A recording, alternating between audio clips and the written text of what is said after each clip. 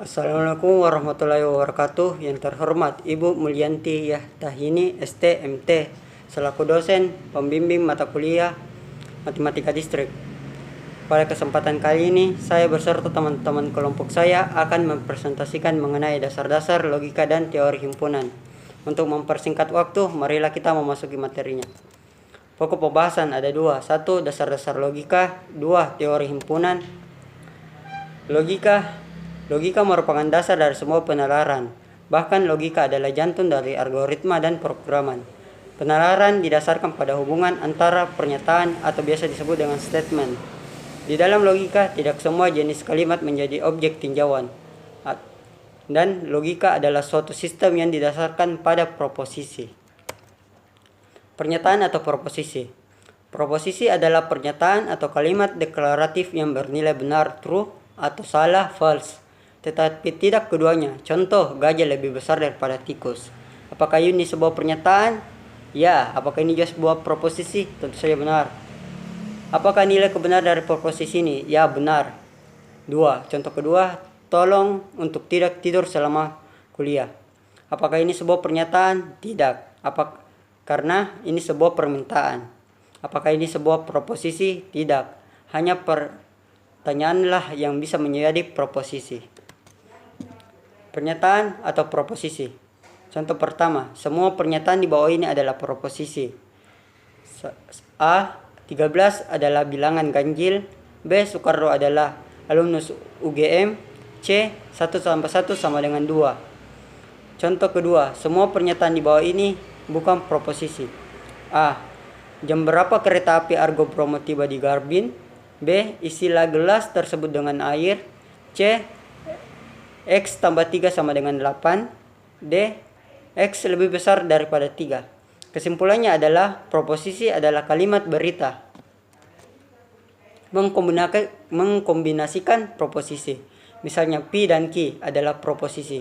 Konjungsinya adalah P dan Q, konotasinya sebagai berikut. 2. Disjungsi P atau Q.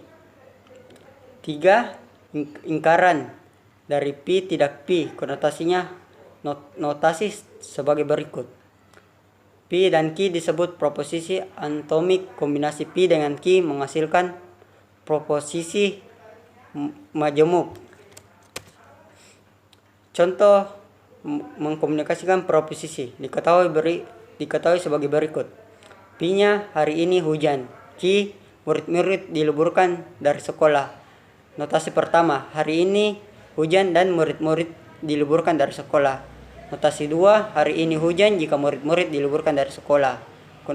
Notasi 3, tidak benar hari ini hujan atau hari ini tidak hujan. Proposisi majemuk disebut tautologi jika ia benar untuk semua kasus. 2. Bisa juga disebut proposisi majemuk disebut kontradiksi jika ia salah untuk semua kasus. Sekian dari saya, materi selanjutnya akan dilanjutkan oleh teman saya.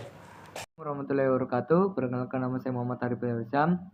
Saya akan melanjutkan materi yang dipaparkan oleh teman saya. Pertama, teori himpunan.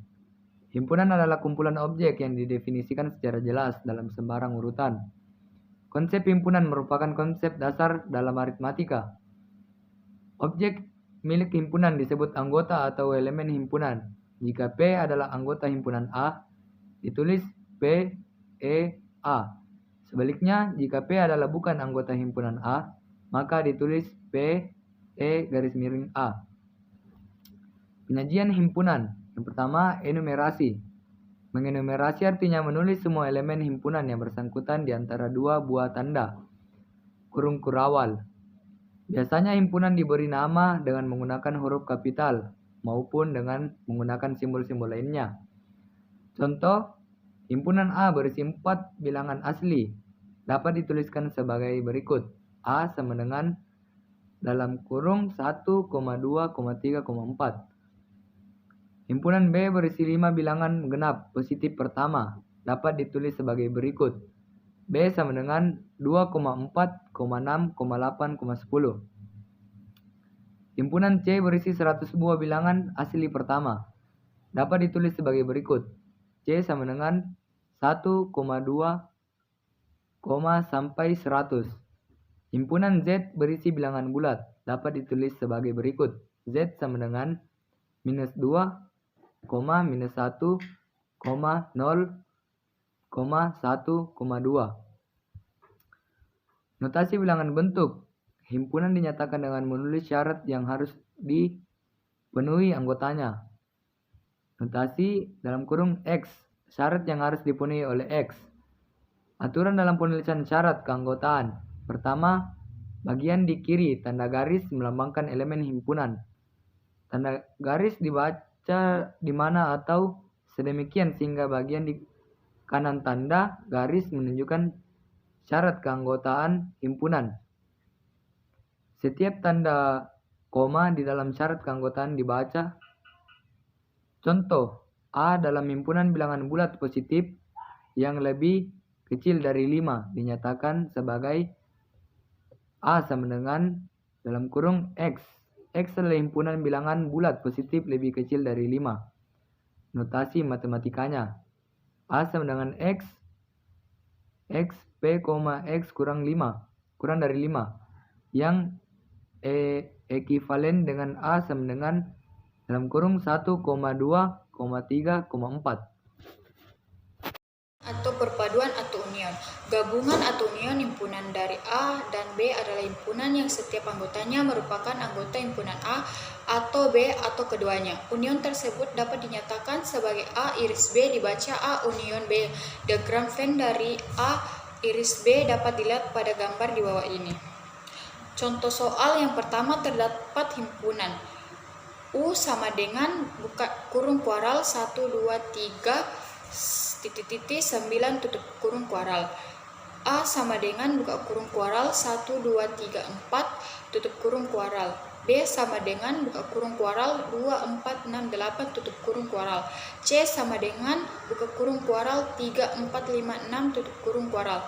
Tentukan A iris B, A iris C, B iris C, B iris B. Jawab. Untuk menentukan A dan B, kita gabungkan semua elemen-elemen dari A bersama-sama dengan elemen B. Dengan demikian A iris B sama dengan buka kurung kuaral 1, 2, 3, 4, 6, 8 tutup kurung kuaral. B begitu pula dengan A. C sama dengan buka kurung kuaral 1, 2, 3, 4, 5, 6 tutup kurung kuaral. C B iris C sama dengan buka kurung kuaral 2, 4, 6, 8, 3, 5 tutup kurung kuaral. D B iris B sama dengan B buka kurung kuaral 2, 4, 6, 8 tutup kurung kuaral. Komplemen dari suatu himpunan A terdapat himpunan semesta U adalah suatu himpunan yang elemennya merupakan elemen U yang bukan elemen A, yaitu selisih dari himpunan semesta U dan A. Komplemen dapat didefinisikan secara ringkas sebagai berikut. Contoh, misalkan U sama dengan buka kurung kuaral 1, 2, 3 titik 9 tutup kurung kuaral. A sama dengan buka kurung kuaral 1, 3, 7, 9 tutup kurung kuaral. Carilah A.